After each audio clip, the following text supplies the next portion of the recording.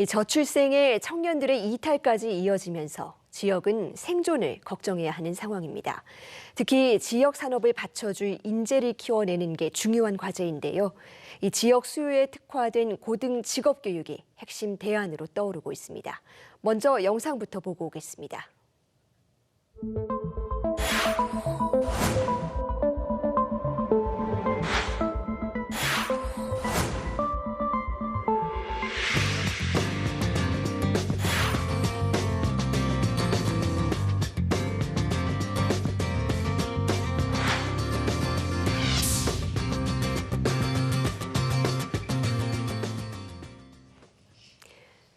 네, 지역 산업에 곧바로 적용할 수 있는 전문 기술 인재를 잘 키우려면 우리 교육 환경이 어떻게 달라져야 할지 한국전문대학교육협의회 오병진 고등직업교육연구소장에게 직접 들어보겠습니다. 소장님 안녕하세요. 안녕하세요.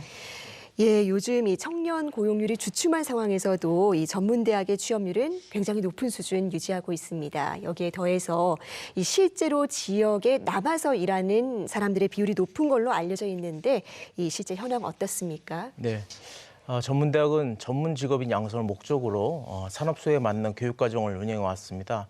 최근에 학령 감소에 대응한 강도 높은 대학의 구조조정과 지역 특화 전공 운영으로 지역 산업과 연계한 경쟁력을 갖춘 결과로 취업이 높다고 생각합니다. 또 전문대학은 졸업하고 경제활동을 한 참여 현황을 보면 약 79%의 경제활동 참가율로 최근 10년간 보더라도 일반 대학에 졸업한 수보다 높은 경제활동 참가율을 알 수 있습니다. 구체적으로 비수도권 지역에서 평균 지역 정주율은 30%의 전문대학의 졸업자 활동을 나타내고 있는데요. 평균 이상 지역은 경북, 인천, 울산, 전남, 충남, 제주 등의 지역에서 경제 활동하는 것으로 나타났습니다.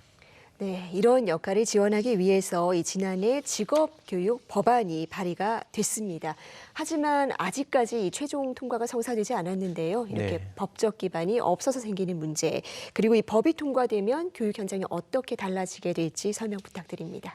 네, 정부는 작년 2월에 급변하는 미래 기술에 대응하기 위한 반도체 등 첨단 분야 인재 양성을 추진하기 위해서 국가인재양성기본법, 직업교육법, 인재데이터관리법 제정 추진을 발표한 바 있습니다.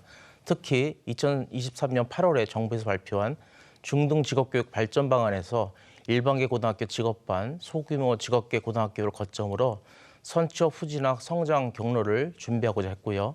여기에 초중고 교육과정과 연계한 직업교육과정을 법적 근거로 직업교육법 제정 추진을 발표한 바 있습니다. 현 직업교육 관련 규정들은 현장 실습, 직업훈련, 산학협력단 운영과 같이 제한적으로 운영을 담고 있어서 앞서 말씀드린 정부의 주요 정책에서 국가 주도의 실행 계획, 인재 양성 규모, 조직, 행재정 지원이 뒤따르지 못하는 문제점이 있습니다. 최근 광역지자체 단체, 전문대학교 연합체가 신중장년 재직자 대상으로 AI 등 디지털 전환 시대에 대비한 직종 전환 및 경력 재설계 교육을 위한 실시를 하고 있습니다만 소규모로 진행되고 있습니다. 이런 차원에서 법적 기반이 만들어지고 확장돼야 할 부분이라고 생각합니다. 네, 무엇보다 이 국가와 사회가 직업교육을 책임지고 안정되게 운영하겠다 이런 의지가 중요한 거겠죠. 최근 이 학령 인구가 감소하면서 이 대학가 전반이 위기이고 또 외국인 유학생 유치가 또 대안으로 떠오르고 있습니다. 전문대학만이 가지는 강점이 있을까요? 네, 정부 통계로 2023년 기준 전국 유학생, 재학생 수는 총 18만 명이고요. 이 중에서 전문대학의 유학생 수는 17,000여 명으로 전체 유학생 수의 9.4%에 해당합니다. 또 최근 베트남, 우즈베키스탄 등 동남아시아와 중앙아시아 지역을 중심으로 유학생 수가 계속 증가하고 있으며 전문학사 과정 유학생 수는 최근 6년 동안 연평균 30%씩 증가하고 있습니다. 이 추세로 매년 전년 대비 30% 증가할 경우에 2027년 약 2만 8천 명 수준으로 증가될 것입니다. 이는 학제가 2, 3년도 짧은 전문대학의 직업교육 수요가 높아졌다고 볼 수 있으며 단시간 내에 대학을 졸업하고 취업하는 유학 경향이 바뀌고 있다는 것을 해석할 수 있습니다. 이 선택의 이유로는 전문대학 졸업 후 전문인력 E7 취업비자 연계를 위한 현장 직무 중심 기술을 배울 수 있고 한국 정주를 희망하는 유학생들에게는 구체적인 진로를 제시할 수 있다는 점이라고 분석됩니다. 네, 실제로 일할 수 있는 실무 기술을 배울 수 있다는 점이 유학생들에게 매력으로 다가오는 것 같습니다. 그렇다면 이런 이 유학생 유치에 있어서 전문대학의 강점을 뒷받침하려면 또 어떤 지원이 필요할까요? 네, 먼저 첨단 산업 분야의 학사나 석사 이상의 고학력 외국인 유학생만 인재로 볼 것이 아니라 우리나라 청년들이 기피하는 직종에 지역 산업의 생산, 기능 인력으로 남아서 지역에 정주할 유학생들도 해외 인재로 바라보는 인식의 변화가 필요합니다. 지난해 정부가 발표한 빈 일자리 해소 방안에 따르면 산업 현장과 동떨어진 인력 양성 체계를 첫 번째 빈 일자리 현상 발생의 원인으로 분석했습니다. 현재 시급한 지원을 말씀드리면 재정적으로는 13개 전문대학들이 정부 예산 지원 없이 수행 중인 뿌리산업 외국인 기술 인력 양성 사업에 지역 차원의 재정 지원을 활성화하고 제도적으로는 대학의 유학생 유치 관리 능력을 평가하는 교육 국제화 역량 인증제 평가 지표 개선 등 전문대학이 우수한 유학생을 선발하여 지역 정주를 유도할 수 있도록 비자 규제의 완화가 필요하다고 생각합니다. 네, 빈 일자리 그만큼 이 일은 있는데 인재를 못 구하는 분야가 많다는 거겠죠. 이 지역 혁신 중심 대학 지원 체계 이른바 라이즈가 이 내년부터 전면 시행됩니다. 고등 직업 교육이 또 이 안에서 소외되면 안 될 텐데 어떤 후속 조치가 필요할까요? 네, 라이즈 체제 발표 후에 한국전문대학교육협의회에서는 그간 지자체와 전문대학들 연계해서 성과가 있고 전국에서 추진 가능한 14개의 프로젝트 모형들을 마련해서 이미 정부에 전달한 바가 있습니다.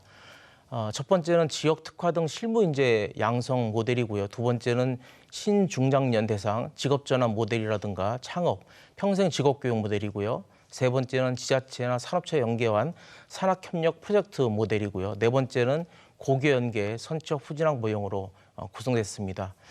이런 프로젝트 모형들은 지역 대학들이 그가 운영해온 대표 성과이기도 하고요.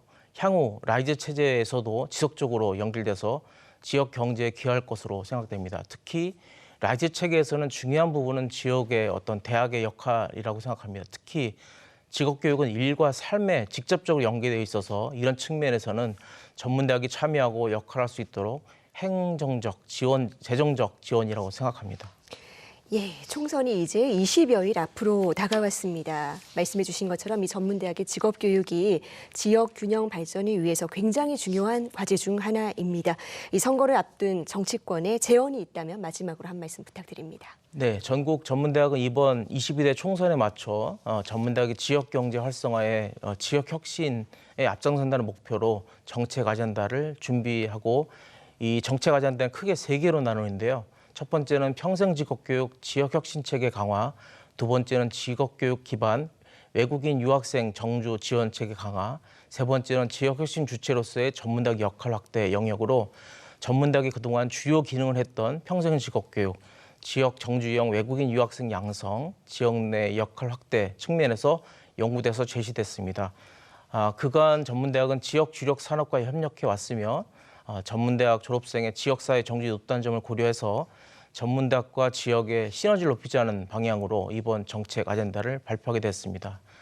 특히 각 당 제22대 총선 주자들은 현재 국회에서 계류 중인 직업교육법 제정뿐만 아니라 대학의 유휴시설 활용을 위한 학교 복합시설법, 각종 면세를 위한 조세 특례 제한법, 지방세법 등 추후 법안 추진 등을 통해서 지역 경제 활성화와 고등직교육 발전을 위해서 노력을 해주셨으면 감사하겠습니다.